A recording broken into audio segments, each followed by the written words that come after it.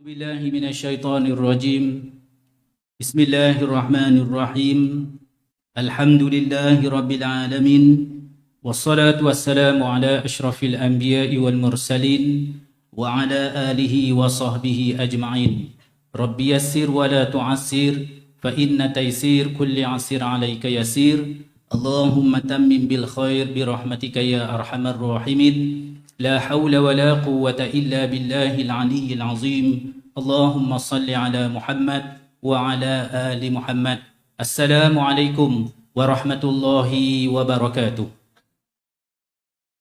Tuan-tuan, puan-puan, muslimin, muslimat yang dirahmati Allah sekalian, marilah sama-sama kita mulakan majlis ilmu kita pada pagi ini dengan Ummul Kitab Al-Fatihah.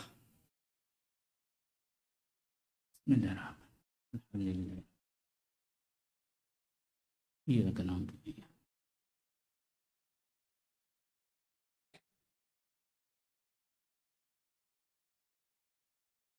Yang berusaha Ustaz Haji Hanafi Haji Hamdani, pengarah bahagian Haliwal Islam UiTM Shah Alam, Ustaz Muhammad Azri Arifin, timbalan pengarah kanan, Ustaz Syahrul Nizam Ahsan, timbalan pengarah 1, Ustaz Abdul Muttalib Jamil, timbalan pengarah 2.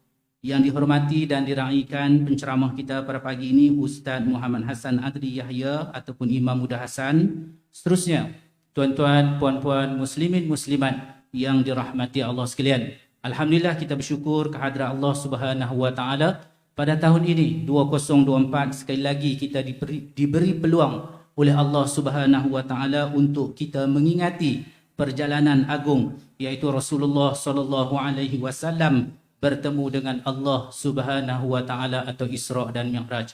Jadi kita sedia maklum bahawasanya peristiwa ini sangat menguji keimanan kita, menguji akal kita. Namun kita sebagai seorang Islam tetap yakin dan percaya peristiwa ini tetap berlaku.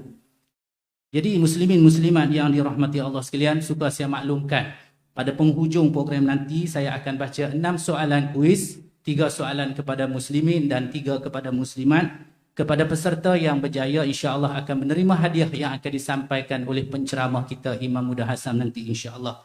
Jadi apakah perkongsian pada pagi ini?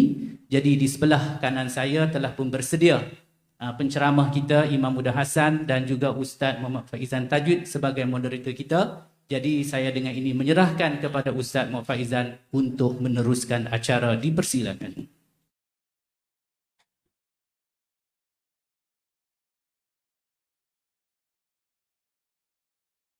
أعوذ بالله السميع العليم من الشيطان الرجيم بسم الله الرحمن الرحيم السلام عليكم ورحمة الله وبركاته. Apa khabar warga UiTM? Kabari? Kaifa halukum? Alhamdulillah, khair, alhamdulillah. Kan? Dia yang pandai cakap Arab kan sebenarnya. Kan? Ya, waalaikumsalam cakap Arab betul. Terima kasih kepada pengacara majlis pada pagi ini Fadil Ustaz Ismail bin Hashim, Yang Berusaha Tuan Pengarah Haji Hanafi Haji Hamdani, barisan timbalan tuan pengarah bahagian Haliwal Islam. Seterusnya yang saya raikan para peserta warga UiTM yang hadir pada pagi ini di Dewan Muktamar 1 Masjid UiTM Shah Alam. Alhamdulillah pada pagi ini kita dapat sama-sama berhimpun di sini untuk sama-sama kita mendengar satu perkongsian. Kita dapat mendengar satu pencerahan ilmu yang bakal disampaikan oleh pendakwah, tokoh, selebriti yang tidak asing lagi bagi kita, iaitu Al-Fadhil Ustaz Muhammad Hassan Adri bin Yahya, ataupun lebih dikenali sebagai Imam Muda Hasan. Ya, dia dulu, kini dan selama dia memang muda lah. Ya, kita ni meningkat umur tak ada orang panggil muda, tapi Imam Muda Hasan ni kan sampai bila-bila pun orang panggil imam muda juga. Ya, jadi itulah kelebihan siapa yang masuk imam muda. Jadi pada pagi ni tuan-tuan puan sekalian, kita akan sama-sama untuk berkongsi, sama-sama untuk kita mendengar perkongsian ilmu yang saya kira 8 tahun Isra wal Mi'raj ini sering kali kita dengar daripada para asatidah di mana-mana saja bercerita tentang Isra wal Mi'raj. Ya, satu musafir teragung yang dialami oleh seorang insan yang hebat, insan yang mulia. yang mana kalau nak diceritakan dari segi logik akal, kita rasa tak logik, Ustaz, ya. Tetapi sebagai seorang yang beriman, tak nak kita kena percaya kerana peristiwa ini telah dirakamkan secara di dalam Al-Quranul Karim. Jadi untuk sebagai mukadimah pada pagi ini, Ustaz, saya kira pelik tapi benar. Dengan keyakinan kita terhadap peristiwa ini, bagaimana kita nak menjadikan peristiwa Al-Isra' wal Mi'raj ini sebagai sesuatu yang boleh memberikan pengertian dalam kehidupan kita. Silakan sebagai mukadimah, Ustaz. Assalamualaikum warahmatullahi wabarakatuh. Alhamdulillah. Alhamdulillahilladzi asra bi'abdihi laylan minal masjidil haram ilal masjidil aqsa. Ashhadu an la ilaha illallah wahdahu la syarika lah wa ashhadu anna Muhammadan abduhu wa rasuluh. Rabbi yassir wa la tu'assir, Rabbi dammin bil khair, amma ba'd. Terima kasih kepada Ustaz Faizan, seterusnya pengarah, timbalan pengarah Islam, seterusnya para asatidzah, terusnya kepada tuan-tuan dan puan warga UiTM yang dirahmati Allah sekalian. Baik, hari ini 27 Rejab 2024. Kalau bulan Rejab ni bulan ke berapa tuan-tuan puan? Kira dulu. Bulan 7 ya. Bulan Oktober bulan berapa? Kena kira juga. Betul lah ya. Maknanya orang UiTM ni dia lebih mengutamakan bulan Islam kan daripada tahun Masihi. Tak berdosa pun kan. Tapi sebenarnya memang kebanyakan tempatnya bila sebut Oktober dia laju 10. Rejab dia kena kira je. Muharram, Safar, Rabiul Awal, Rabiul Akhir, Jamadil Awal, Jamadil Akhir, Rejab baru jumpa. Rejab nombor 7. Rajab, Sya'ban, Ramadan, Syawal, Zulqa'idah, Zulhijjah. Hari lahir kita biasanya ikut kalender Masihi ke Hijri? Tuan.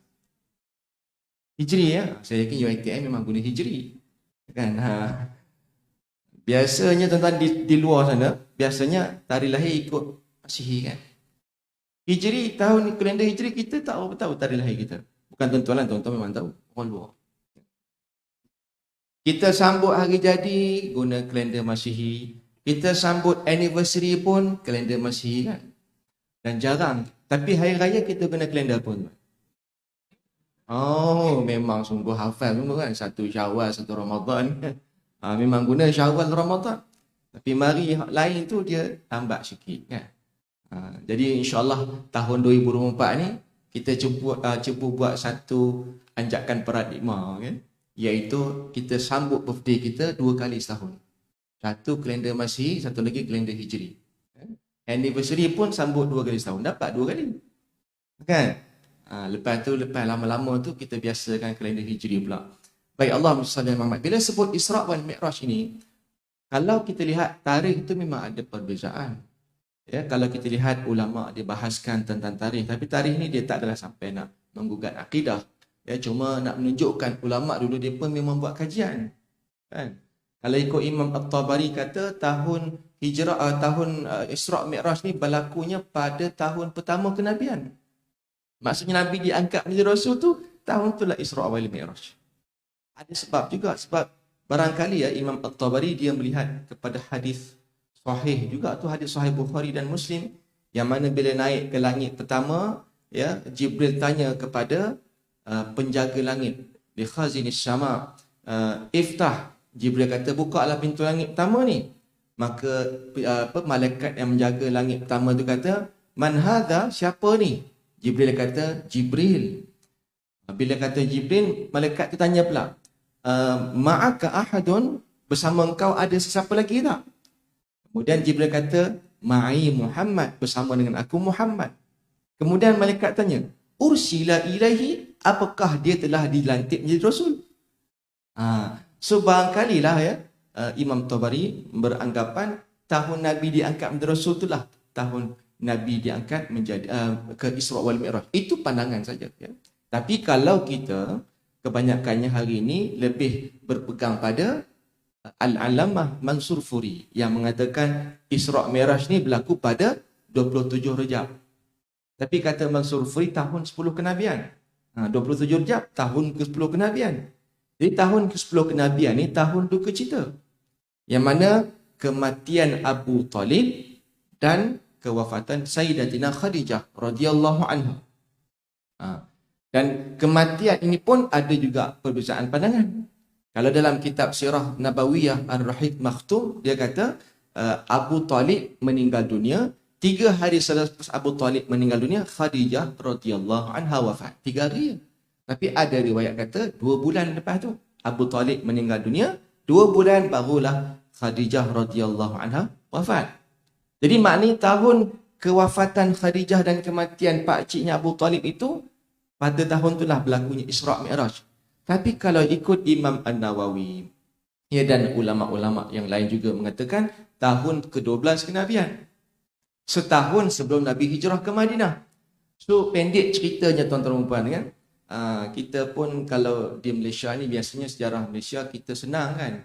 31 Ogos sebab kita ni baru berapa tahun kemerdekaan dan dari segi pembukuan tu hari ni dah canggih. Zaman Nabi tu kita kata tidak ada tahun tidak ada tahun yang spesifik. Itu yang berlaku perselisihan. Ala kuliah tak ada masalah. Yang paling penting Isra' Mi'raj ini adalah peristiwa yang kita wajib percaya. Kalau siapa tak percaya maka gugur iman kerana ia adalah kisah yang disebut dalam Quran. Pada nama surah itu sendiri nama surah Al-Isra'. Bismillahirrahmanirrahim.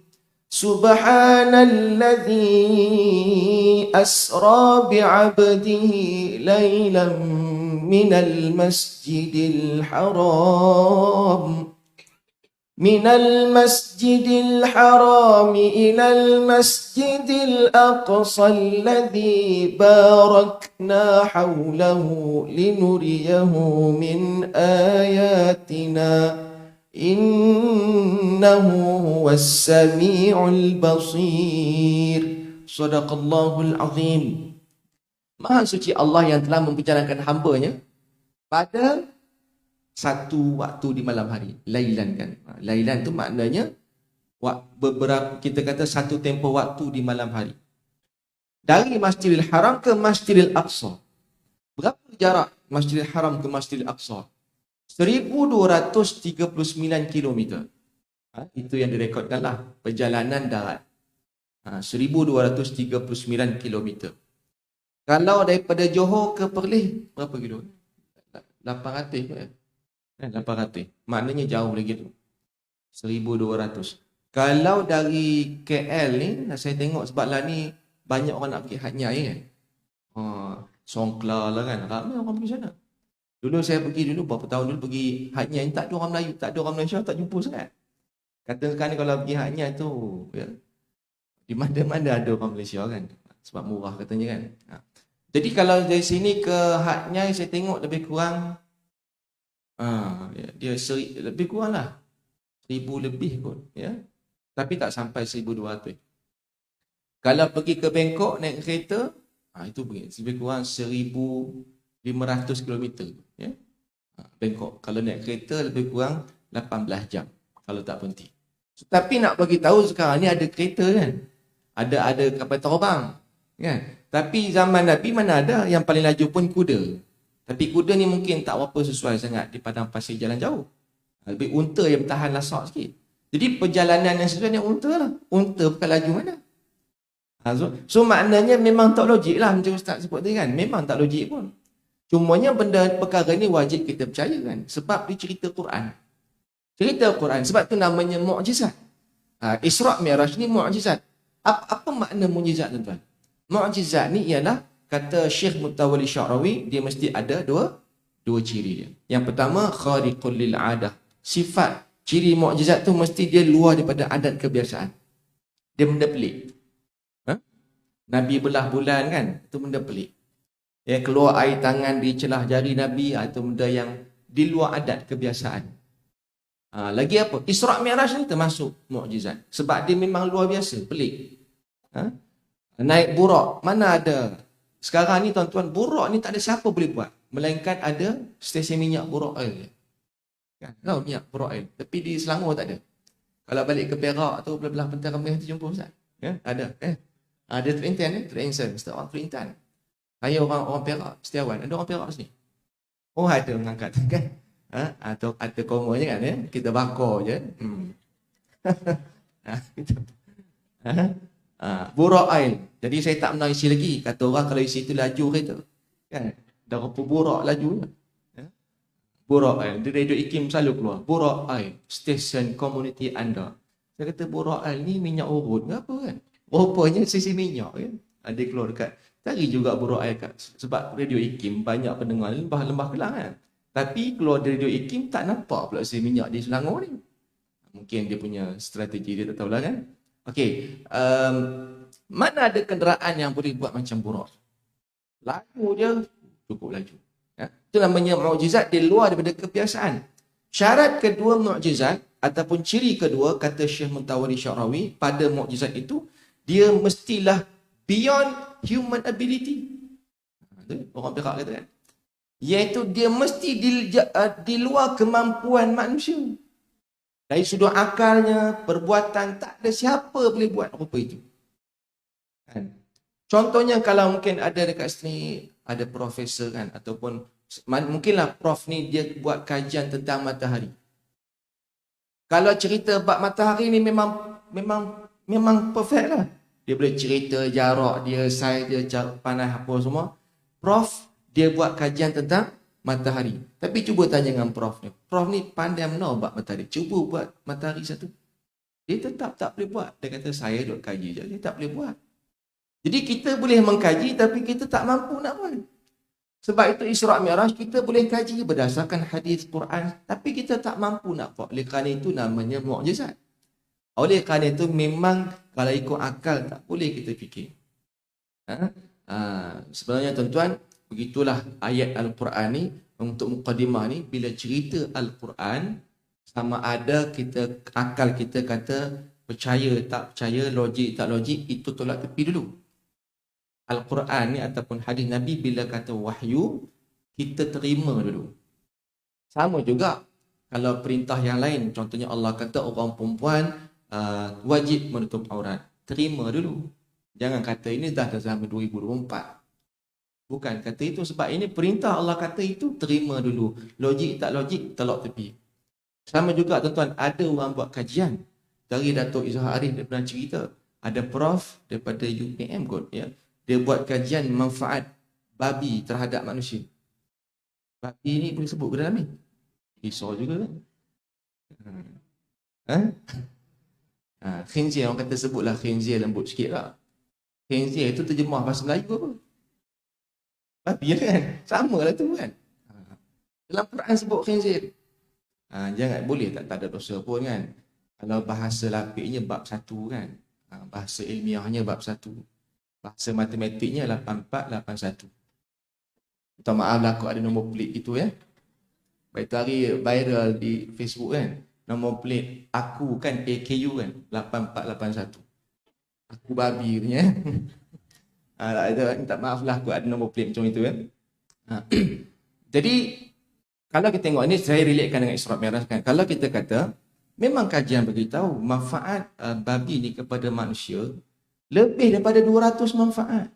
Banyak tu. Dari segi kosmetik, untuk pemakanan, untuk perubatan, medicine, lagi apa? Kata memang ada doktor bagi tahu ubat ulcer ni selalu pakai Bonjela apa kan. Tapi ada orang yang teruk yang memang Bonjela ni tak jalan. Dia ada satu ubat tu kalau dipakai itu baru jalan. Tapi ubat tu bahan daripada babi. Itu dah darurat. Kalau pada hari ni, kalau tak ada ubat lain, hak tu darurat. Mungkinlah kita kata boleh terima untuk perubatan. So maknanya dia ada manfaat. Bulu babi pun manfaat juga kan. Bulu babi, saya pernah tanya seorang tukang cat. Saya tanya dengan dia, bros cat yang paling bagus, apa dia? Dia kata kalau ustaz tanya, soalan tu jawapannya ialah bulu bros babi. Bulu babi tu buat bros cat itu yang paling sedap pakai. Dia kata halus dia tak sama dengan bros cat yang lain. Tapi saya tak pakai lah sebab benda tak boleh pakai. Ya. Saya pernah jumpa seorang chef ni, anak muda, dia kerja di London. Dia kerja dekat London tu, restoran memang serve pork. Dia kata waktu dia kerja di restoran tu, dia sembelih babi, saya pun tak tahu macam mana sembelih apa ni kan. Sembelih babi, lepas tu daging babi tu dia kata darah babi tu dia tadah. Darah tu kita tak buang ustaz. Saya kata buat apa? Buat koktail. Buat dish. Memang sedap katanya. Orang memang order, memang satu dessert untuk restoran tu. Darah tu tak buang. Saya kata, sampai tahap darah pun orang makan. Sedap. Tapi saya tak pernah rasa lah. Saya tanya dengan dia, sedap ke daging babi? Dia kata, dia tak pernah rasa. Kawan dia pernah rasa. Kawan dia tiap-tiap hari menghadap babi. Potong babi, masak babi. Dia kata lah sekali kawan dia rasa. Dia kata, sedap. Sedap daripada ayam, bawah sikit daging wagyu gitu. Saya pun tak tahulah bayang kau apa mana. Jadi tuan-tuan nak katanya, saya nak contoh apa? Sebenarnya, kalaulah Al-Quran, Isra' Mi'raj ni kan benda yang tak logik di akal. Okay, katakan, macam khinzir tadi, ada orang kata, memang kajian berdasarkan dia mengatakan banyak manfaat. Dan ada statement saya pernah tengok dekat Facebook itu hari, ada seorang tulis, dia kata, kenapa Islam haramkan babi sedangkan dah kajian kata dia bermanfaat? Maksudnya dia cuba nak pertikaikan tentang Islam ni. Maknanya dah kata banyak manfaat, maksudnya tak relevan pengharaman tu. Jadi boleh tak kita kata macam? Tak boleh sampai bila-bila. Sebab ada Quran kata, hurrimat alaikumul maitatu waddamu walahmul khinzir. Haram makan daging babi tu. Sampailah bila-bila tak boleh kita terima kata daging ni halal.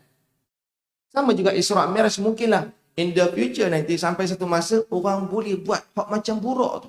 Wallahu alam. Tapi takkan dapat macam buruk tu. Ataupun mungkin orang buat kajian-kajian nampak Isra' Mi'raj ni macam boleh direka oleh manusia. Jadi tetap kita menolak perkara itu, dia termasuk mukjizat yang sampai bila-bila kita tak. Ataupun mungkin ada kajian kata Isra' Mi'raj ni menipu saja. Berdasarkan teori kajian kata Isra' Mi'raj ni adalah reka-reka. Adakah kita wajib percaya pada kajian itu ataupun kita terima Quran? Itu kita kata isu akidah tu. Jadi Isra' Mi'raj ni bukan cerita logik tak logik, tapi itu adalah cerita keimanan pada hari ini ya. Itulah mukadimah Ustaz ya, wallahu alam. Okey, terima kasih Ustaz di atas perkongsian mukadimah cerita tentang menyingkap ibrah musafir teragung. Dan Ustaz, maknanya di sini jelas membuktikan bahawa kepercayaan itu perlu letak di depan dulu. Logik kira belakang. Ya? Percaya dulu baru cerita tentang logik. Dan bagaimana Allah sebut dalam Quran dan surah Al-Baqarah, alladzina yu'minuna bil ghaibi wa yuqimuna as-salah. Beriman dengan percaya perkara-perkara yang gaib. Ini yang harus kita terapkan dalam diri kita. Jadi Ustaz, tak sah rasanya kalau cerita Isra' Mi'raj, walaupun setiap tahun kita dengar Ustaz, ya sudah kita ni dah macam ceramah kat Perak dah rasanya kan. Tadi cara mula-mula nak start dengan KL tadi, tapi bila dah Ustaz kata dah rupanya kan, ya je kamu kan. Sebab saya dulu pernah duduk, sebab walaupun kita duduk di Perak Ustaz, sebab saya dulu pernah tugas di Sri Iskandar. Di Iskandar tu banyak tempat-tempat yang sinonim dengan luar negara kan. Di berdekatan Iskandar ada Boston, saya tahu. Boston. Tahu Boston? Apa dia Boston Ustaz? Boston. Boston. Kita ada Paris. Apa Paris Ustaz? Paris. Paris. Kan? Luxembourg pun kita ada Ustaz. Apa Ustaz? Luxembourg ya. Agak-agak. Lapor. Mengenang kisah lalu. Satu lagi dia Perak ni bagusnya. Bagus ya. Ada kereta Lamborghini. Lamborghini. Orang Perak, orang Lambor. Kan? Lamborghini. Lamborghini ya. Okay. Tapi orang Lambor tak pakai kereta tu, itu pelik. Itulah. Okey, tak sah rasanya kalau kita cerita tentang Isra' Mi'raj, kita nak tahu apakah peristiwa yang dikatakan pelik itu. Mungkin ada cerita di sebalik sebelumnya Nabi diisra'kan itu, dan sehinggalah akhirnya Nabi selesai untuk dimi'rajkan itu. Kalau boleh Ustaz ringkaskan sedikit tentang pengisahan ini, silakan. Baik. Kisah ini sebenarnya agak panjang. Rentetan dia, kronologi dia. Tapi kita cuba ringkaskan.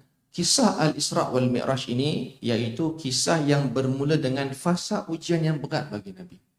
Memang berat. Nabi SAW diangkat menjadi Rasul.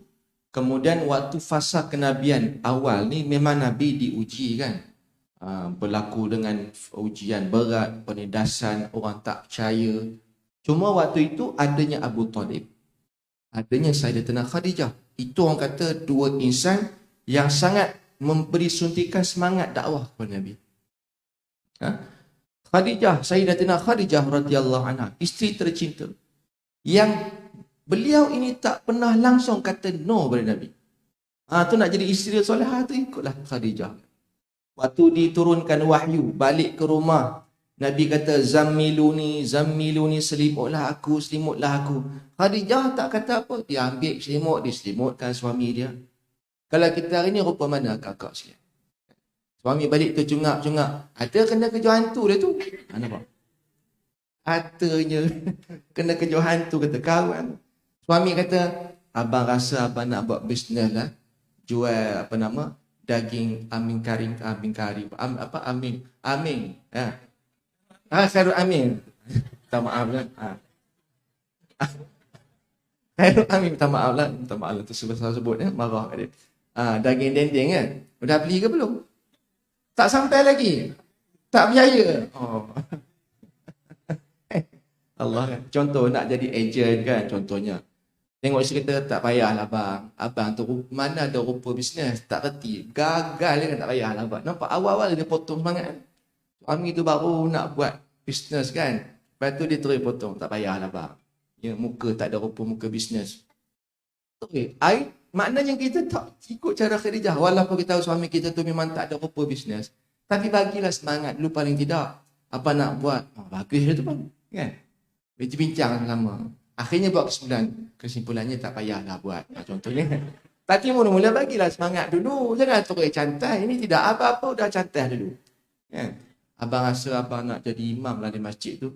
Abang jadi imam. Di rumah pun terhegeh-hegeh nak jadi imam di masjid. Tengok awal-awal lagi dah potong. Bagilah semangat kan. Khadijah radhiyallahu anha bagi semangat dulu. Tengok selimutnya Nabi. Lepas tu Nabi cerita. Siapa dekat sini yang dia sentiasa memberi semangat pada suami dia? Yang tak siapa yang bagi semangat pada suami tu? Ni semangat bukan cerita bab kahwin lain, hak tu lain. Ya. Marah pula akak kan. Semangat untuk cerita suami nak pergi kerja. Sebab tu kekuatan isteri ni, suami ni kekuatannya daripada isteri dia. Kalau isteri dia positif, suami pergi kerja pun semangat. Sebab tu Nabi SAW berdakwah ni semangat. Sebab apa? Sayyidatina Khadijah sentiasa bagi semangat pada Nabi. Disambutnya Nabi balik, sebelum Nabi keluar pun dia hantar Nabi ke pintu rumah. Dia bagi semangat. Dan adanya Abu Talib yang sentiasa memberi sentiasa backup Nabi dari belakang, kan? Yang ringkasnya, maksudnya lepas tu Nabi tengok Nabi kematian anak-anak Nabi yang 3 orang tu, kan, yang lelaki semua wafat waktu kecil. So maksudnya Nabi melalui ujian yang berat, kematian anak, lepas tu ditekan, nak dibunuh, sampaikan berlakunya pemulauan pulau secara besar-besaran sebab dia mencuba pujuk Abu Talib. Abu Talib pun akhirnya angkat tangan juga sampai dia kata, aku akan backup kamu wahai Muhammad, apa pun jadi pada kamu. Kan? Berlaku 3 tahun pemulauan. 3 tahun pemulauan kepada keluarga Bani Hashim ni. Sampailah Abu Talib, ada sebagian kata, kerana pemulauan ni boikot kepada Bani Hashim dan juga keluarga Abu Talib ni menyebabkan Abu Talib jadi sakit. Mungkin stres kan. Akhirnya Abu Talib jatuh sakit, akhirnya meninggal dunia. Meninggal dunia orang yang ialah Abu Talib kan membesarkan Nabi daripada zaman Nabi kecil. Abdul Muttalib meninggal dunia, atuk dia meninggal, Abu Talib ambil alih kan sebagai bapa. Sampaikan Abu Talib rasa Nabi Muhammad semacam anak dia sendiri. Meninggalnya pula Abu Talib, wafat pula Khadijah. Kalau lah ikut sirah tadi sebut 3 hari lepas Abu Talib meninggal, Khadijah pula wafat. 3 hari ni satu tempoh yang sangat dekat. Waktu Nabi sedih sangat. Bila dah tak ada 2 orang insan tersayang ni, memang berat ujian. Kalau kata Imam Nawawi, maksudnya tahun 10 kenabian, tahun duka cita, lepas tu kan Nabi pergi Taif. Bila Abu Talib dah tak ada, orang Mekah tekan Nabi, lagilah dia seronok. Khadijah dah tak ada, Abu Talib dah tak ada, dia orang push Nabi. Dan Nabi ni manusia. Dia ada perasaan. Sedih dah lah, aku tengah sedih ni. Mari pula orang Mekah nak tekan lagi. Kita pun kita kata bukan setakat stres. Kalau kita mau depres. Tapi Nabi tidak. Kan? Akhirnya tapi Nabi ada perasaan. Sedih tu kan. Duka cita. Akhirnya Nabi buat pesan pergi ke Taif. Kenapa pergi Taif? Taif ni tempat Nabi membesar dengan Halimatus Sa'diyah. Nabi beberapa tahun dekat Taif. Halimatus Sa'diyah duduk di Taif. Dan Nabi dia belah dada buat kali pertama dekat Taif lah. Waktu Nabi kecil kan. Kali kedua dalam Isra' Mi'raj. Lepas tu tengoknya rupanya orang Taif tak boleh terima. Macam kita kata Nabi pergi Taif tu sebab macam balik kampung lah. Dulu kita membesar di kampung, waktu kecil-kecil main di sana kan. Jadi bila kita nak ubat perasaan sedih, balik kampung lah. Tapi rupanya tidak. Orang Taif tak terima Nabi. Tengok, begitu orang kata kuatnya torture tu. Dah di orang Mekah tak terima. Aku ni kematian isteri, aku kematian pakcik aku. Lepas tu harap sahabat waktu tu tidak ada kekuatan. Dia orang semua pun di pulau ditekan. Pergi Taif, ingat kawan Taif boleh terima. Tak ada siapa pun boleh terima Nabi. Melainkan sahabat itu pun dalam keadaan yang lemah. So Nabi sedih. Lepas tu lah hingga Nabi keluar, Nabi kata, wahai Tuhan, aku dah tak ada dah tak ada kudrat dah apa semua, mengadu pada Allah kan. Ya, akhirnya tuan-tuan ringkasnya Allah bagi hadiah berkat kesabaran Nabi itu, berkat orang kata apa, positifnya Nabi, kebergantungan Nabi pada Allah. So nak cerita tuan-tuan, bila dah dengan sabar Nabi menempuhi ujian tu tanpa sebarang sangka buruk pada Allah, Allah bagi hadiah yang cukup besar, dijemput Isra' dan Mi'raj. Yang itu adalah hadiah. Kita kata macam ni tuan-tuan, ya, kita duk bayangkan, cari contohnya kita ni diuji dengan ujian yang berat. Berat sangat. Sampai dah tak tahu, dah buntu dah kepala ni kan. Oh, tak tahu nak buat apa. Mungkin kita kata kita ada hutang yang banyak. Lepas tu isteri tinggalkan kita. Kemudian kita tak ada siapa-siapa pun. Semua orang duk pulaukan kita. Kita terlalu tertekan. Akhirnya tiba-tiba datang satu orang Allah ni, dia ketuk pintu rumah kita. Dia kata, saya datang ni, ada seorang Tan Sri ni, dia nak jumpa kamu. Tan Sri ni dia tahu kita ni ada ujian berat. Lepas tu dia pun jemput dengan satu kereta yang mewah, limousine. Kita pun naik limousine tersebut dan ada escort pula. Kita ni tak siapa-siapa je kan. Tapi dia bawa naik escort. Pergi naik rumah banglo tu di atas bukit. Sampai di atas bukit tu kita pun turun. Kemudian dia kata, encik masuklah rumah ni, kami semua tak boleh masuk. Melainkan encik sendiri je boleh masuk. Kita masuk rumah tu, adanya Tan Sri tu dalam tu. Dia kata kat kita, aku nak bagi hadiah kepada kamu, aku nak selesaikan hutang kamu semua. Bagi contoh. Itu maknanya apa? Dengan kesabaran tadi tu, Nabi diberikan hadiah yang tak disangka-sangka. Hadiah berjumpa dengan Allah secara terus. Di Sidratul Muntaha yang mana Jibril sendiri pun tak dapat nak tembus. Jibril pun tak boleh nak naik. Melainkan Nabi Muhammad seorang saja yang diberi keistimewaan untuk sampai ke Sidratul Muntaha. Dalam hadis cerita, Nabi naik Sidratul Muntaha ni, Nabi kata, aku tak tahu.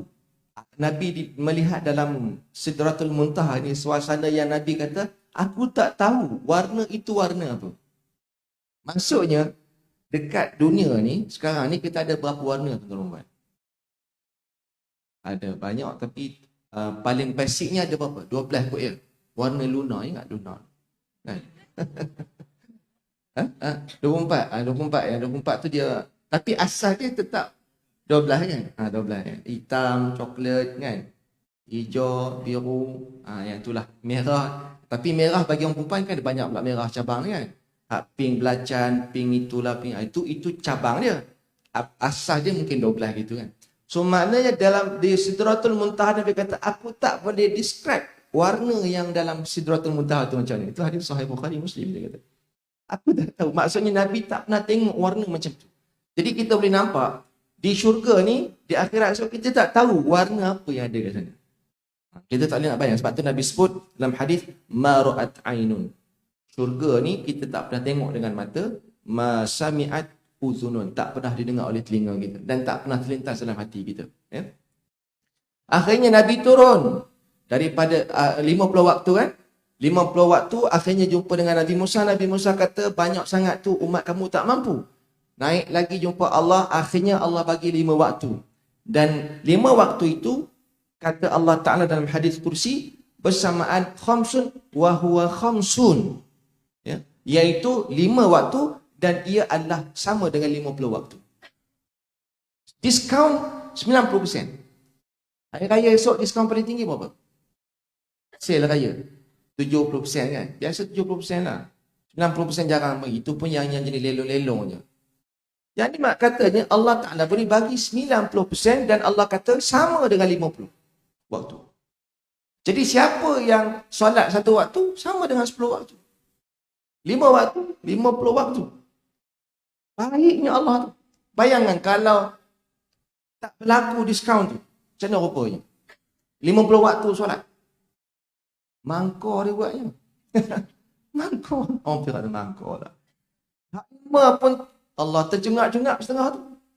50 waktu rasa-rasa ustaz pun tak mampu. Ustaz sendiri pun dia mengajar buat fiqah. Dia sendiri pun tak cukup 50 waktu. Banyak sangat. 5 waktu tu pun tuan-tuan, alhamdulillah syukur pada Allah. Tu kita kata Allah ni maha baik. 5 waktu. Dan Nabi balik turun akhirnya 5 waktu dah dia kata, qad istahyaitu min rabbi. Musa kata, banyak 5 waktu tu umat pun tak mampu. Nabi kata, aku dah malu dengan Tuhan aku. Nabi pun ada perasaan malu dengan Allah. Akhirnya 5 sajalah. Sampai turun Nabi duduk turun sampailah dekat Kaabah. Kaabah Abu Talib, bukan Abu Talib, apa nama? Abu Jahal. Abu Jahal ni Nabi bagi gelar dia Abu Jahal, bapa kebodohan. Kalau orang Mekah panggil dia Abu Hakam, bapa kebijaksanaan. Abu Jahal ni bukan pakcik Nabi, dia seteru Nabi yang mana dia ada seteru musuh politik lah. Ya, kalau Abu Lahab dia pakcik Nabi. Abu Jahal bukan pakcik, ya, sebab dia keluarga yang lain. Abu Jahal ni dia ada kepentingan lah, sebab dia Nabi, dia tengok Nabi ni pengaruhnya kuat, maka Abu Jahal dia tak boleh terima. Abu Jahal ni Nabi waktu tu sampai tu waktu subuh dekat Kaabah. Nabi duduk menong, Nabi kata hazinan, jadi dia macam sedih, kebingungan. Kan macam mana nak cerita pada kaum dia? Sedangkan kaum dia macam dia punya perangai. Macam nak cerita kat orang Mekah ni? Maka waktu tu Abu Jahal datang. Rupanya Abu Jahal ni hak jenis bangun pagi, bangun subuh. Tu kita kata siapa tak bangun subuh teruk pada Abu Jahal. Anak kita dalam bangun, kamu ni lagi teruk pada Abu Jahal. Abu Jahal pun bangun subuh. Abu Jahal bangun subuh, dia pergi dekat Nabi, dia tengok Nabi menong apa itu, dia tanya, kenapa kamu ada sesuatu hal min syai'? Ada apa-apa berlaku? Sebab dia tengok Nabi muka kebingungan. Nabi Muhammad SAW dia seorang yang cakap jujur. Dia kata, na'am, sungguh dia kata, ada benda pelik. Dia kata, apa yang berlaku? Ya, qad usriya, aku telah dijalankan. Kemudian Abu Jahal kata, ke mana? Ila aina? Ila Baitul Maqdis. Aku diperjalankan ke Baitul Maqdis. Dia tak sebut sampai ke langit. Hak Baitul Maqdis pun benda tu dah pelik dah.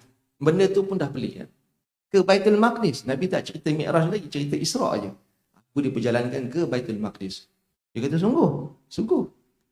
Maka dia pun ceritalah begitu gini ke, padahal kan mana logik. Lepas tu malam ni kamu sampai sini. Ni aku baru sampai ni. Dia kata, boleh tak kalau macam ni? Abu Jahal dia tahu dalam hati dia jahat lah. Ini cerita yang bagus untuk aku nak cerita ke orang Mekah, nak menunjukkan Nabi Muhammad ni memang pembohong. Tapi dia buat muka dia macam orang bodoh lah kan. Betul kan Muhammad? Kalau begini nak, kalau aku kumpulkan orang Mekah, kamu cerita macam apa yang kau cerita kat aku ni. Nabi kata boleh. Ya, Nabi Muhammad ni seorang yang jujur kan. Maka boleh. Maka Abu Jahal pun panggil lah. Kan? Bila dia panggil, berkumpul orang Mekah semua ni, waktu tu Abu Bakar tak ada. Kumpul pagi-pagi tu, subuh SPE. Kan? Kumpul semua. Lepas tu Nabi bagi khutbah kan. Maknanya cuba kita bayangkan tuan-tuan dan puan, kita ada pada waktu itu. Duduk di hadapan Nabi, kita waktu tu mungkin kita kata kita dah Islam. Cuba kita bayangkan, bawa diri kita dengan iman kita yang ada pada hari ini, bawa duduk di zaman yang Abu Jahal kumpulkan orang Mekah dan kita waktu tu orang Mekah. Dan kita adalah di kalangan sahabat yang beriman, mungkin senyap-senyap. Sebab waktu tu mungkin ada yang isytiharkan dan yang tak isytihar. Kita pun datang. Kenapa kata Abu Jahal panggil kita semua ni, katanya Muhammad nak sampaikan satu berita penting. Kita kata macam istilah macam ni lah, ustaz tu, katakan ustaz ni ustaz mengajar di kampung saja kan. Tiba-tiba ustaz tu masuk TV. Macam mana perasaan orang kampung tu? Ustaz kita masuk TV kita kan. Jadi excited punya orang kampung. Macam saya lah Ustaz, imam muda kan. Orang kampung excited. Kan? Anak orang kampung kita masuk TV. Masing-masing tengok TV kan.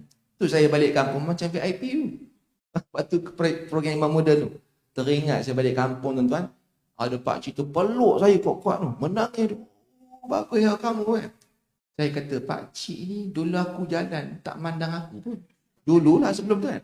Jalan buat tak tahu lah ni dia peluk sampai menangis-nangis. Itu ceritanya. Maksudnya para sahabat mungkin ketika tu rasa excited.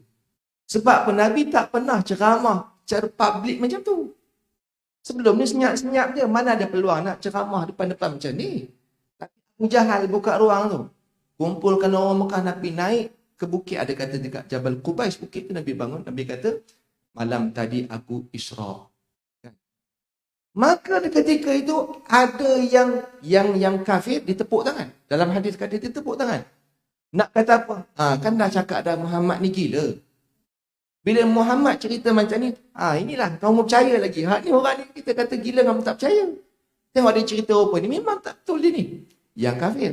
Tapi yang berkeruk tu di kalangan orang munafik. Ni kan? Sebab apa ni cerita?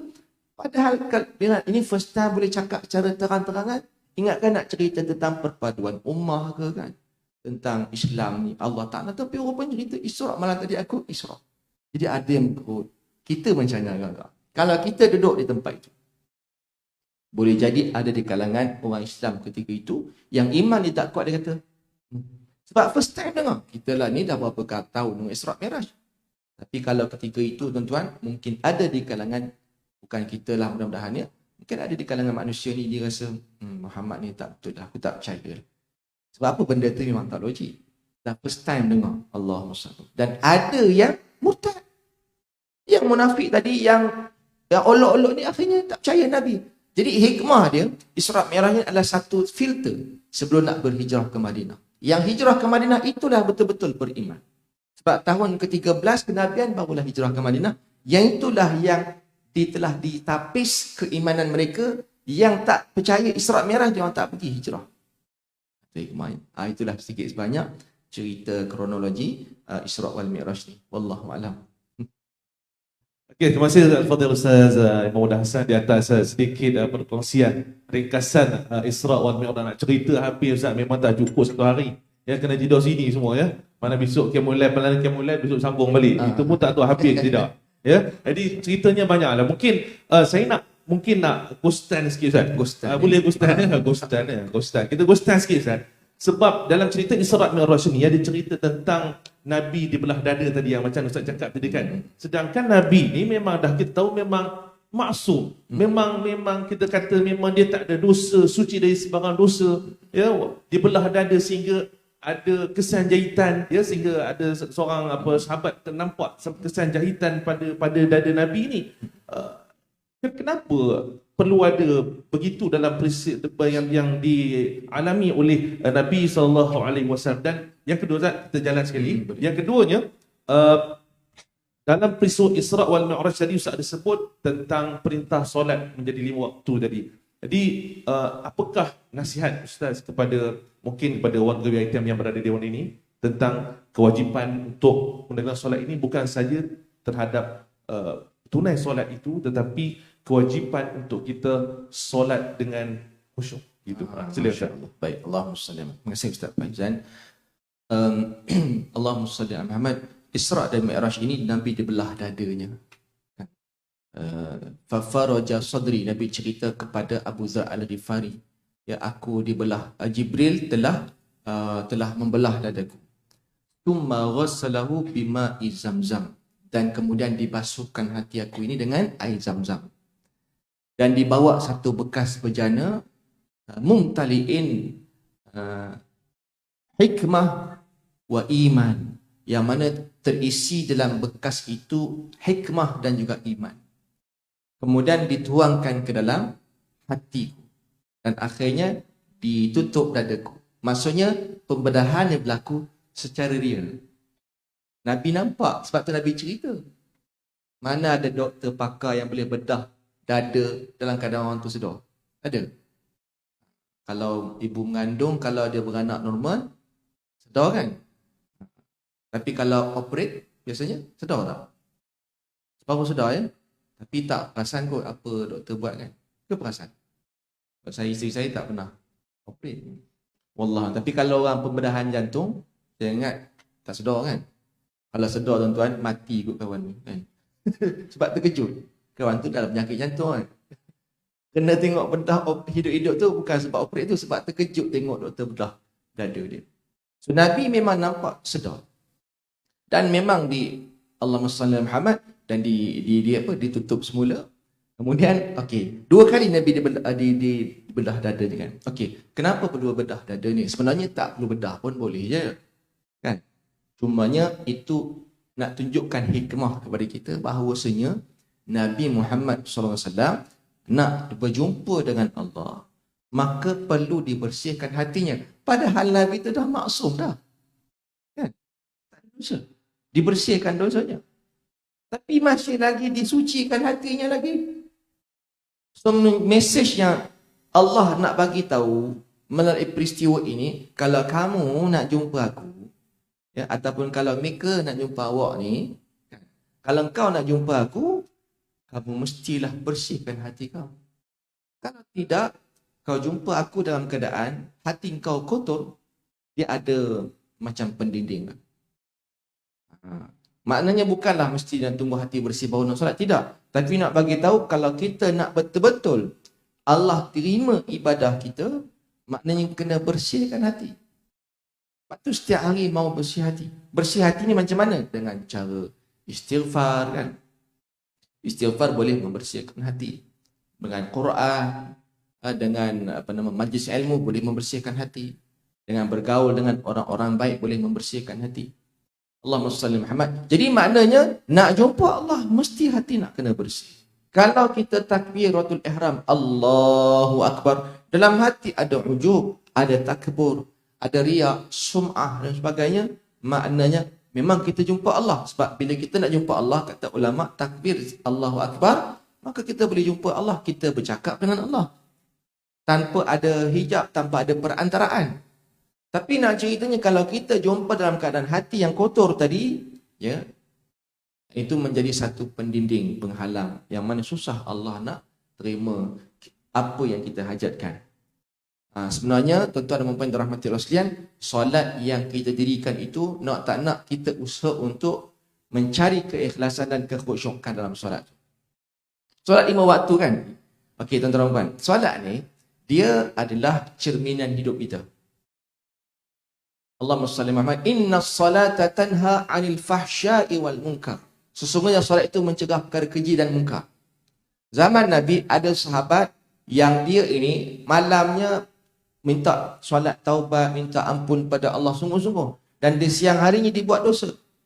Sahabat yang lain mengadu dekat Nabi. Sepolan tu dia tu kami kenal. Malamnya dia solat sungguh-sungguh tapi siangnya dibuat dosa ya Rasulullah. Nabi kata apa? Mudah-mudahan solat yang didirikan itu dapat mencegah kemungkarannya. Maknanya kalau orang tu kaki pencuri, dia kena solat juga. Dia tak kata, buat apa aku nak solat sebab aku ni pencuri. Tak, dia tetap juga kena. Sebab apa? Mudah-mudahan dengan solat yang didirikan dan dia dapat membersihkan perbuatan tersebut. Lama-lama dia tak mencuri lagi. So sekarang ni tuan-tuan dan puan, solat itu cerminan hidup kita. Allahumma salli ala Muhammad. Sahabat-sahabat sekalian tuan-tuan dan puan, solat ni memang dia mencerminkan macam mana keadaan diri kita. Kita boleh tengok seorang tu melalui solat dia. Tak percaya cuba tengok dia. Ya? Cuba tengok suami kita solat macam mana, yang suami tengok isteri solat macam mana. Betul tak dengan diri dia tu? Ya. Macam ni tuan-tuan, balik nanti perhatilah. Saya buat pemerhatian ni, saya nampak boleh kata 70-80% tu betul. Ya? Dia taklah 100% betul, tapi kita boleh baca orang tu berdasarkan cara dia solat. Hati dia kita tak tahulah, tapi cara fizikal tu kita boleh baca orang ni macam mana. Contoh ya, saya pernah naik kereta dengan kawan saya.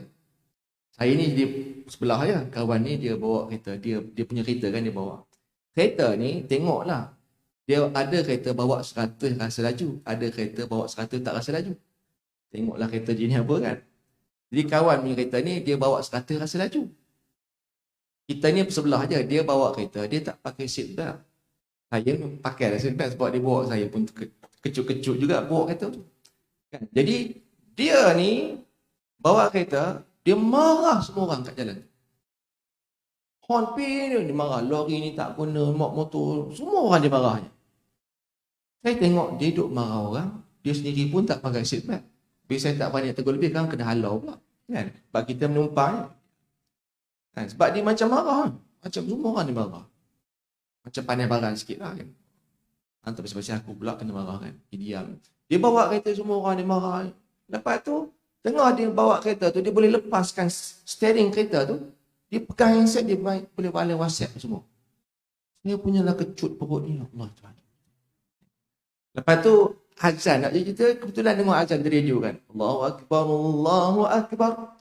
Saya katakan, nampak ada Petronas sebab tu. Dia berhenti sekejap boleh tak? Boleh. Solat dulu lah. Nak tenangkan kejap kan, perasaan.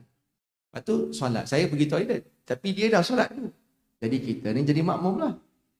Makmum kena ikut imam kan. Tuan-tuan dan perempuan, solat dia tu sebiji macam dibawa kereta tu. Punyalah lajunya solatnya. Laju lepas tu, kelang kabut. Kan? Apa dia dah kejar orang tak tahu. Punyalah kelang kabut. Goyang sana goyang. Nampak? Sebiji. Perangai dia solat tu, itulah perangai dalam hidup dia. Kelang kabut juga. Nampak tak cerminan kita nampak orang ni solat macam ni, kita nampak tak orang ni karakter dia macam mana. Kalau orang tu nak tengok dia setahap kebersihan dia tengok. Waktu solatnya, kalau telekong dia elok, putih bersih kan. Bau wangi, tak percaya cuba balik rumah dia. InsyaAllah saya boleh kata rumah dia bersih.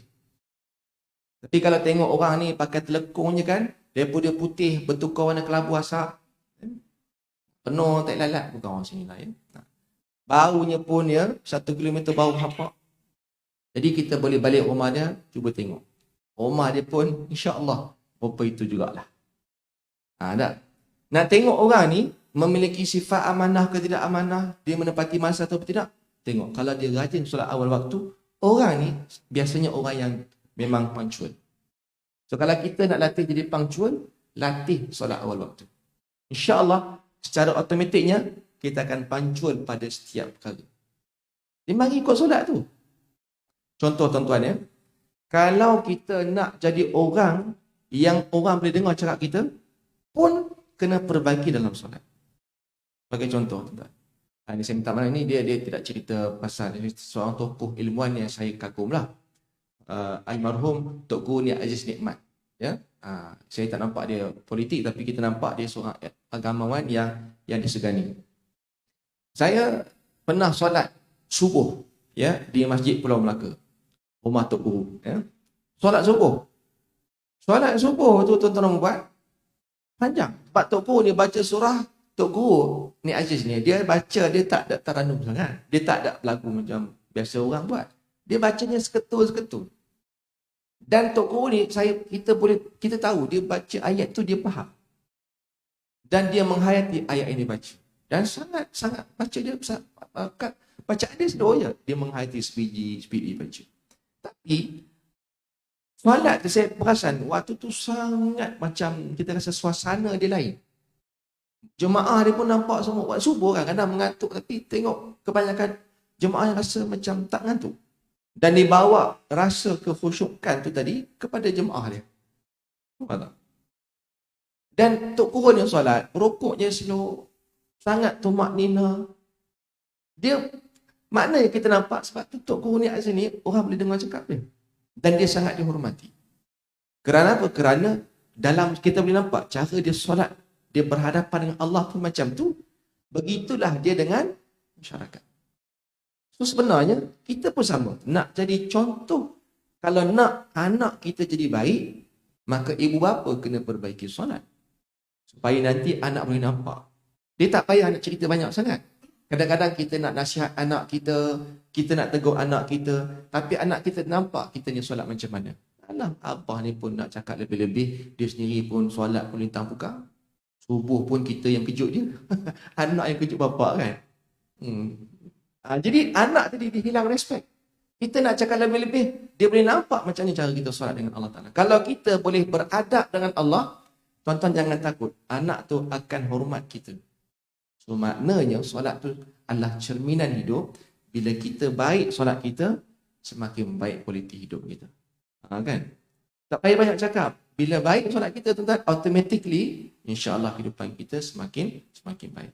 Dia kata kalau kita nak bina keluarga bahagia, nak jadi suami yang baik, suami yang dihormati oleh isteri, isteri yang hormat pada suami, nak isteri hormat pada suami, nak suami macam mana? Suami disayangi isteri. Macam tu kan. Jadi maknanya solat itulah antara perkara utama. Kalau suami tadi boleh jadi imam kepada isteri kan, suami pula yang ajak isteri solat. Jadi tak payah, isteri tu akan hormat. Sebab saya pernah baca satu artikel, dia cerita dia ni suami dia tak sekufu. Sebab dia ni education ni tinggi dan dia ni CEO syarikat, isteri. Suami dia kerja bengkel. Memang tak sekufu dan SPM pun tak lepas suami dia. Pada peringkat awal perkahwinan, Islam kata kena, dia bukanlah wajib tapi paling tidak ada sekufu kan, tapi akhirnya jodoh kan, kahwin memang tak sekufu. Jadi memang dia isteri banyak duit, suami ni kerja bengkel. Tapi dia kata apa? Bila dah lama berkahwin dengan suami dia rasa segan dengan suami dia. Mula-mula rasa aku lagi kaya pada dia. Dia hilang respect. Tapi lama-lama dia kata dia jadi segan dengan suami dan dia sangat hormat pada suami. Sebab apa? Sebab suami dia lah yang selalu ajak dia solat. Suami dia lah yang selalu mengingatkan isteri tentang Allah Ta'ala. Dan suami sangat bertanggungjawab. Walaupun gaji dia kecil, tapi dia tetap bagi nafkah pada isteri. Dan dia ni orang yang memang selalu ingatkan tentang Allah Ta'ala. Dia yang ngajak isteri dia Quran. Dia yang ajak isteri jom kita solat jemaah. Jadi dia kata, dia hilang rasa respect tadi tu. Makin saya respect lah. Nampak tak?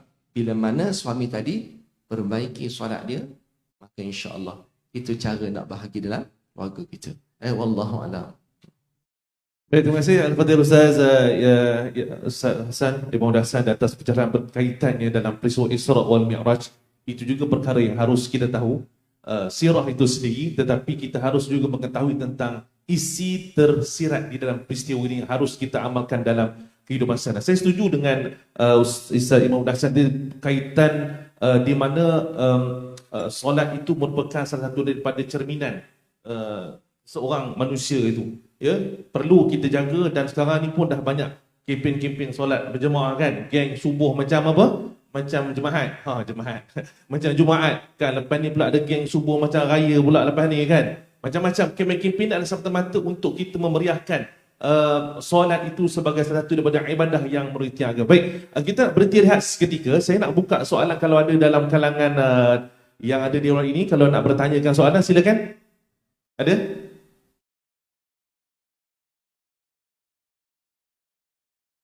Tak ada? Dah faham semua? Oh. Kalau suruh ceritakan balik boleh? Siapa ceritakan dulu baru boleh dibenarkan untuk keluar dewan, boleh? Ya, ada soalan, sila. Puan Zara, silakan. Nak mic ada, kalau mikrofon ada, boleh.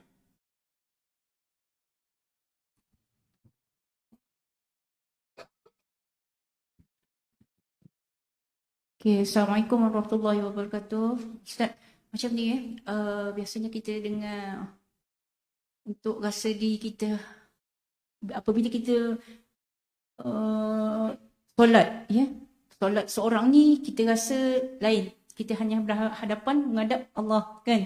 Okey, apabila kita ni berjemaah, kita rasa healing dia tu lain daripada yang lain, betul tak Ustaz? Bila apatah lagi apabila membaca, imam tu dapat membacakan dengan penuh rasa ketakwaan tu kepada Allah tu, makmum yang dapat rasa Ustaz ni. Itu di sebalik yang saya kadang-kadang saya bercakap macam mana Ustaz, sebab kadang-kadang kita ni perempuan untuk dapat rasa berjemaah dengan suami, dengan apa kan, tapi kadang-kadang tidak mampu. Kadang kita suami tidak mampu untuk apa tu, jadi kita nak rasakan healing berjemaah tu bersama dengan jemaah tu. Itu di sebaliknya apa rahsia solat berjemaah di surau dan di masjid. Terima kasih Ustaz. Itu dia. Baik, terima kasih Puan Zara. Baik, Allahumma salli Muhammad. Ya, Solat ni sebenarnya dia memiliki 1001 rahsia. Di dalamnya ada sunat al-ba'ad, ada sunat ab'ad, sunat hay'ah. Sunat hay'ah ni banyak. Ya.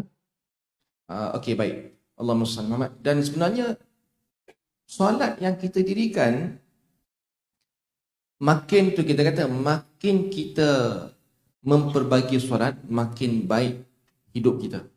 Tadi kalau sebut kan, kalau imam tadi tu dia baca, contoh sama untuk khusyuk solat ni sama ada caranya dengan bacaan yang baik boleh membantu khusyuk. Yang kedua, bila mana kita faham apa yang kita baca.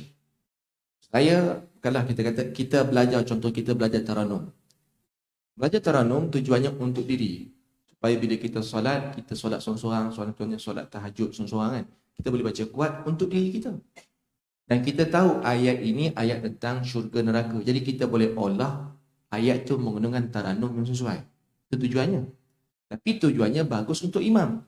Imam tahu nak menyesuaikan ayat itu menggunakan taranum apa. Dia sedikit sebanyak membantu jemaah untuk khusyuk. Lepas tu kita pergi Mekah. Sudais baca kan. Kadang-kadang saya dengar siapa imam baca tu, dia menangis. Kan? Dia menangis. Kenapa dia menangis? Sebab dia baca, dia faham ayat tu. Tapi jemaah pun terasa tak nak menangis juga bila dengar imam tu menangis. Kita pun nak menangis juga. Makcik pasal apa makcik menangis tadi, dengar terresak-resak menangis. Itulah imam tadi tu dia menangis, makcik pun sedih jugalah. Yalah, imam tu baca sebab dia faham makcik menangis sebab apa? Teringat kat ayam itik di kampung tu lama tinggal. Ayam itik diingatnya. Tapi nak katanya dia pun terbawa juga perasaan tu kan. Itu dalam keadaan tak faham. Tapi kerana keindahan bacaan tu membawa dia rasa juga. Ada zauk tu, ada rasa. Kalau kita solat jemaah dengan di rumah, suami kan, itu dah cukup bagus. Kalau boleh suami ni jemaah di masjid. Tapi mungkin ada waktunya, dia tak sempat pergi masjid di rumah lah. Bila suami solat berjemaah di rumah sebagai contoh. Suami, ialah kita nak kadang-kadang isteri nak harapkan suami kita macam Sudais tu, mungkin tak dapat lah kan. Paling-paling tidak dia mampu jadi imam kepada kita pun dah cukup baik. Okey. Jadi kadang-kadang suami itu mungkin dia tak menguasai taranum ataupun surah tu ulang-ulang inna a'tayna saja kan. Tak apalah, paling tidak dia hafal juga surah tu. Sebab tu ada kisah yang mana suami tu dia baca inna a'tayna kal kautsar, jadi isteri pesan kat suami, asyik baca surah tu je bang, cuba surah lain pula. Jadi suami pun ambil masa sebulan, bagi masa abang sebulan nak hafal surah baru. Ya. Dia hafal surah inna anzalnahu fi lailatul qadr. Lepas sebulan dia kata malam ni abang nak baca surah baru. Jadi isteri pun excited. Habis dia waladhdallin, isteri pun tunggu surah apa nak baca ni. Suami pun baca. Dia biasa tuan-tuan bila first time nak baca ayat tu kita berdebar tu. Suami pun berdebar juga. Bismillahirrahmanirrahim. Isteri kata, inna a'tayna juga ke? Suami pun main kecut perut kan. Dia lupa. Jam. Berpeluh-peluh suami tu. Ulang lagi. Apa sambungannya kan? Takkan a'tayna juga kan? Aku nak kata surah baru ni. Isteri tadi kata, inna lillahi wa inna ilaihi raji'un. Isteri tu, dia tolong suami tu. Inna lillahi. Wah, betul lah ini isteri ni kan. Tapi itu memang ayat Quran pun kan. Innalillahi benar inna anzal. Tak jumpa pun je. Jangan kata qul wallah. Saya pernah jadi imam. Qul ya ayyuhal kafirun. Ayat nombor 2 lupa. Apa ayat 2? Lupa. Pernah jadi tu kan. Bila berdebar imam ni kena mencabar juga. Ya? Kalau lupa ayat tu berpeluh-peluh dia buatnya. Baik. Sekarang ni solat yang kita nak binakan tadi, kita nak dirikan nak khusyuk. Betul, kalau solat di masjid memang baik sebab apa? Solat berjemaah 127 pahala ganjaran. Yang kedua, solat di masjid ini, di dalam masjid tu banyak malaikat. Yang ketiga, dalam masjid tu sendiri ada keberkatan dia.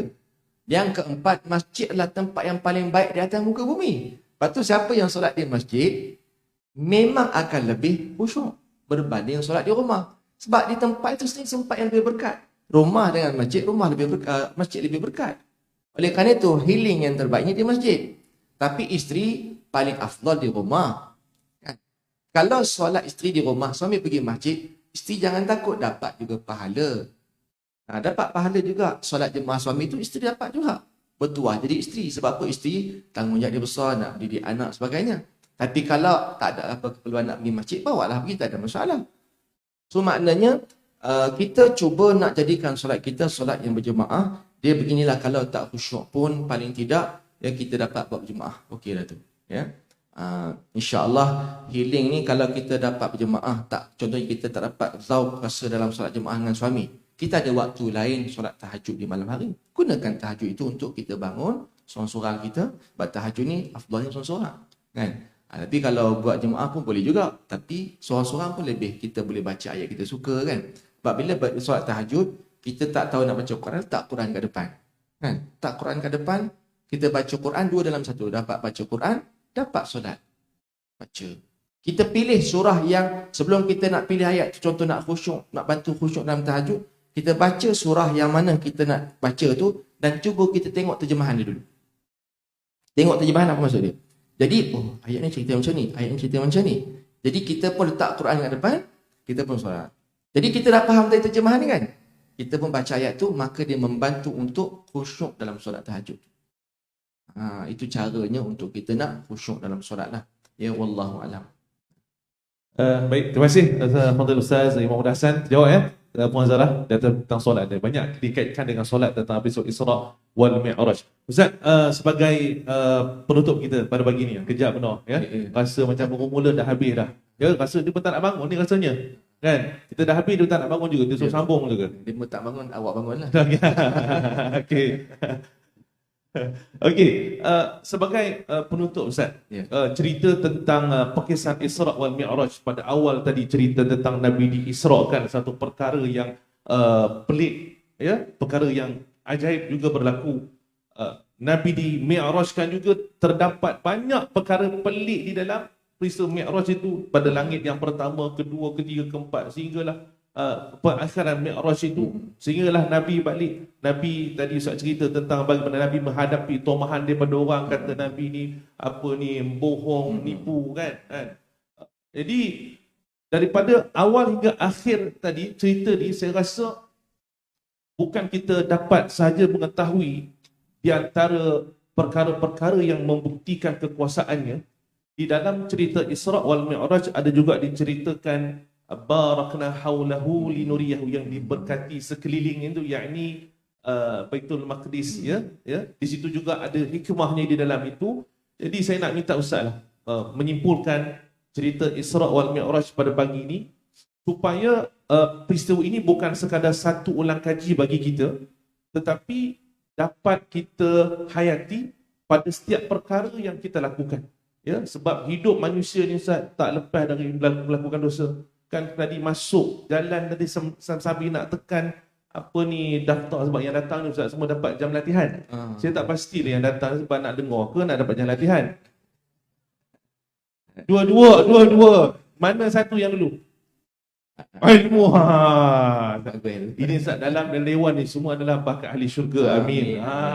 Sebab Nabi dah sebut, man salaka tariqan yaltamisu fihi ilma sahalallahu lahu bihi tariqan ila jannah. Barang siapa yang mencari jalan-jalan yakni menuntut ilmu, maka Allah Taala akan mudahkan jalannya ke syurga. Amin ya rabbal alamin. Jadi Ustaz, simpulkan sedikit apakah yang boleh kita ambil pengajaran dalam peristiwa Isra dan Mi'raj kita pada pagi. Silakan. Baik, Ustaz Faizan, seterusnya tuan-tuan dan puan, hafizakumullah. Baik, yang pertamanya, perkara yang boleh kita ambil daripada Isra wal Mi'raj ni, yang pertamanya iaitu bila kita sentiasa bersabar dengan ujian hidup, di sana kita yakin fa inna ma'al usri yusra.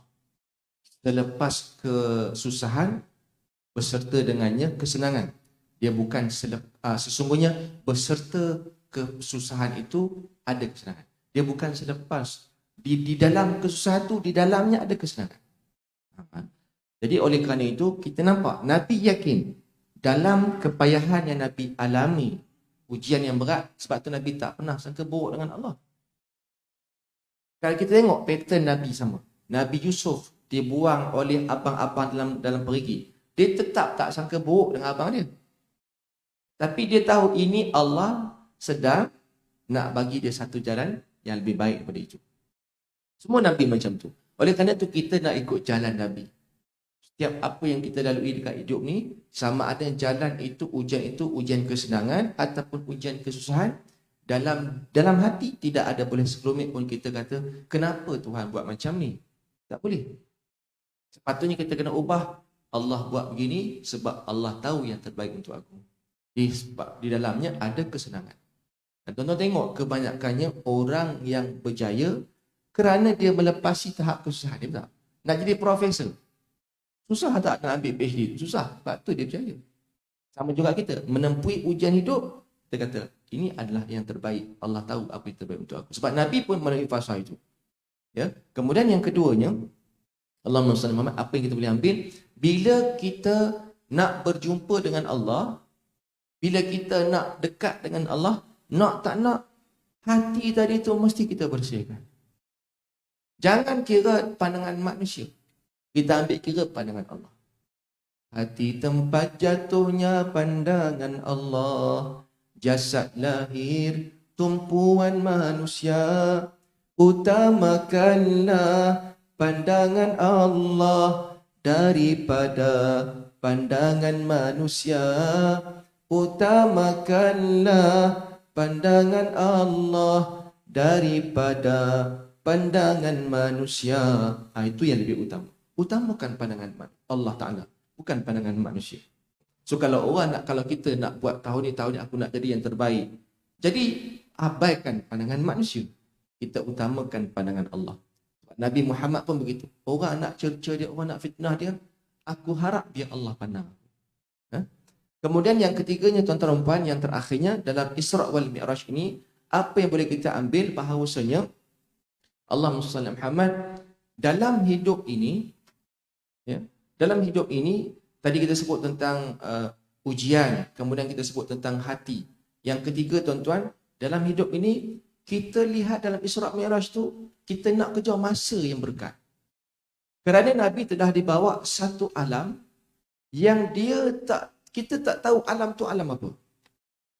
Ulama kata dia masuk alam malakut, bukan alam bashar, bukan alam manusia dah.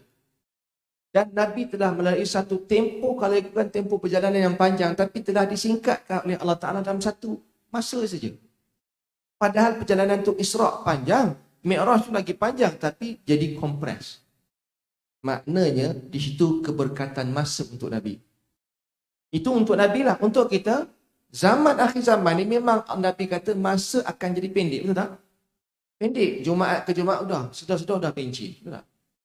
Orang dulu kita baju raya, Ustaz. Baju raya pun pakai sampai lusuh zaman dulu. Lusuh baru raya lagi. Zaman sekarang ni baju raya macam baru beli minggu lepas.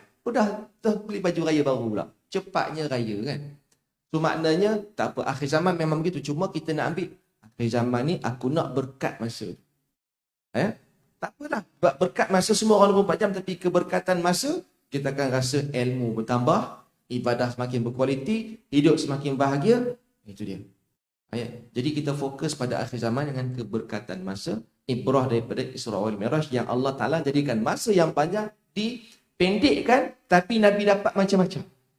Sama juga kita. Masa pendek sekarang ni, tapi ilmu tambah, imam tambah kerana berkatnya masa.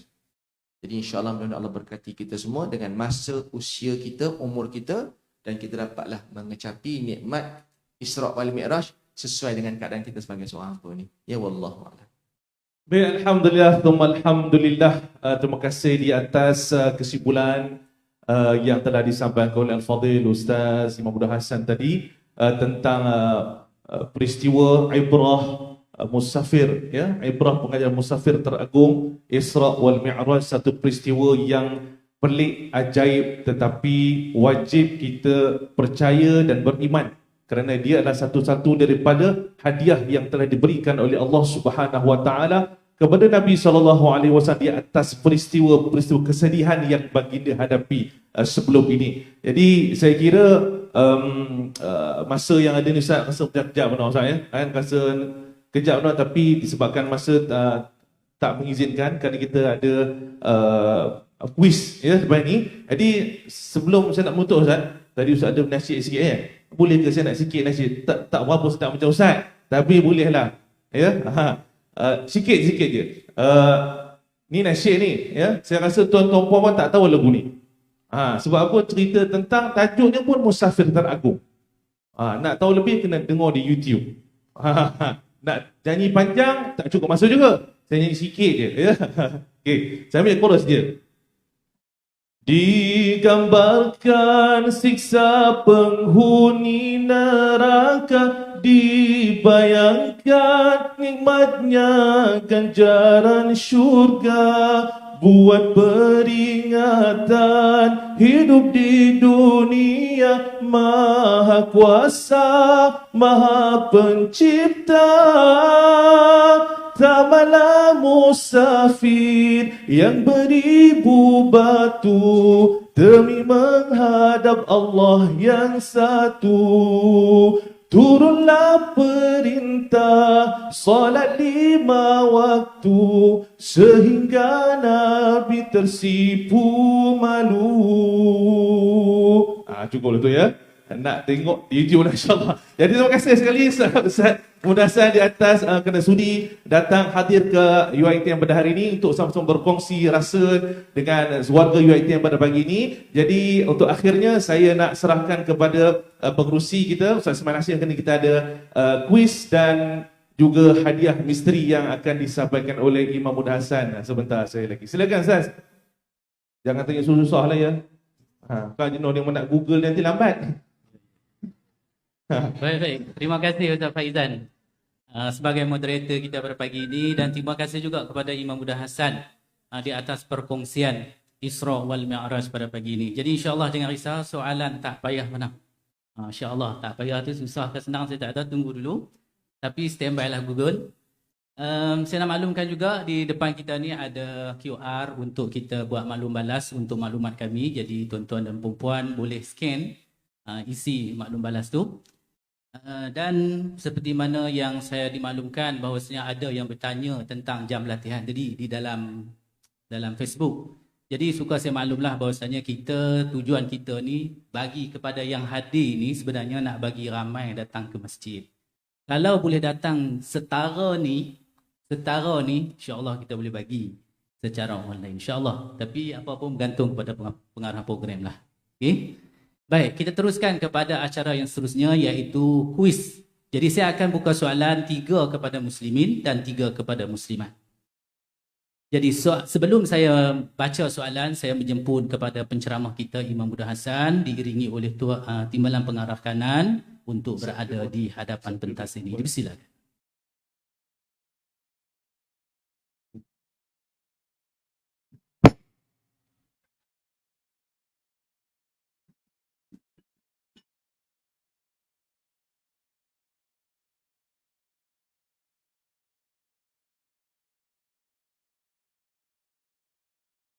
Baik, soalan yang pertama kepada muslimin. Kepada muslimin, soalan yang pertama berbunyi, apakah nama tunggangan yang digunakan oleh Nabi ketika Isra wal Mi'raj? Jadi, siapa tu Ustaz Aziz? Syaikal. Okey, baik, Syaikal.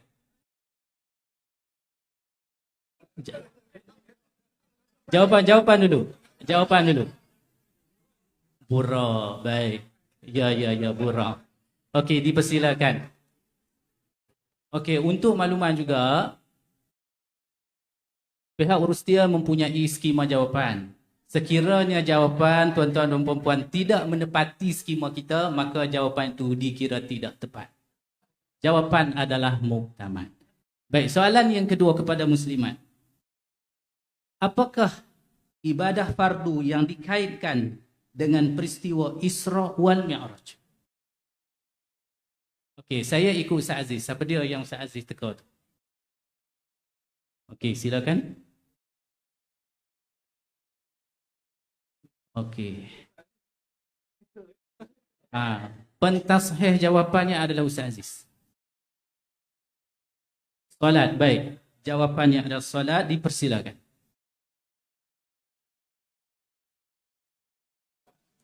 Susah soalannya.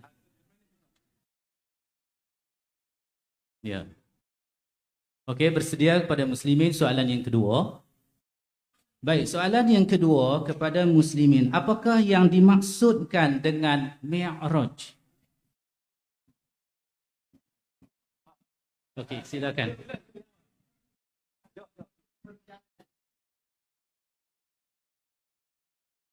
Tak lengkap jawapan tu. Perjalanan daripada mana tu?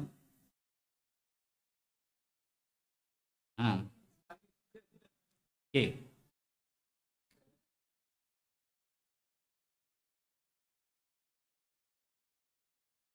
Ya, itu skema jawapan. Dipersilakan tuan. Perjalanan tu tak lengkap, dah sikit lagi. Baik, silakan. Okey, kepada muslimat bersedia untuk soalan yang kedua.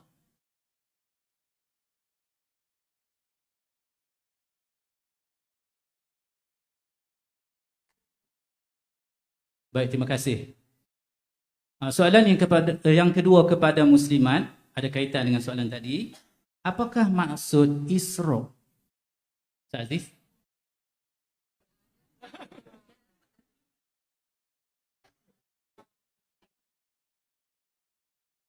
Okey, silakan.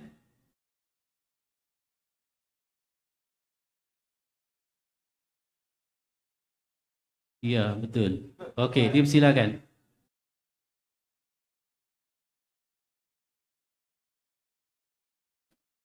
Okey, untuk muslimin soalan yang terakhir, soalan yang ketiga agak payah sikit, standby Google. Okey, soalan yang ketiga. Diceritakan dalam Isra wal Mi'raj, Nabi lalu di sebuah kubur yang wangi. Kubur siapakah itu?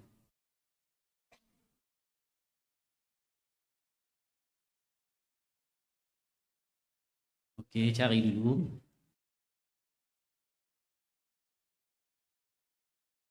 Ya, keluarnya lebih kurang macam tu, perempuan. Tapi siapakah namanya? Untuk muslimin. Kalau muslimin tak boleh, kita buka kepada muslimat. Ya, silakan.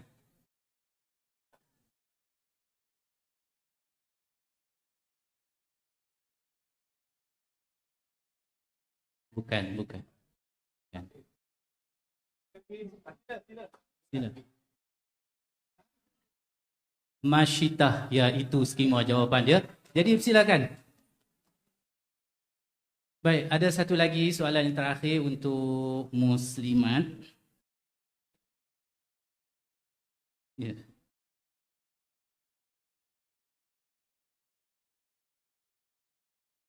Baik, terima kasih. Dan soalan yang ketiga kepada muslimat. Soalan berbunyi, surah apakah menceritakan tentang Isra wal Mi'raj? Surah Al-Isra. Baik, silakan.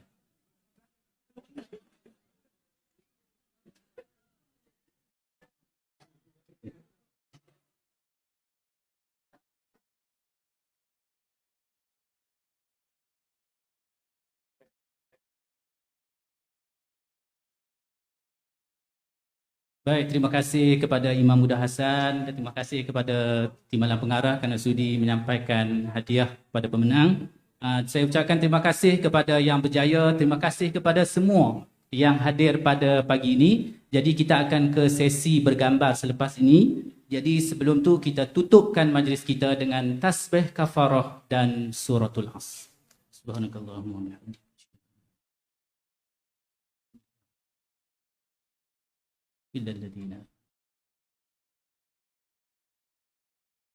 Sekian wabillahi taufiq wal hidayah. Wassalamualaikum warahmatullahi wabarakatuh.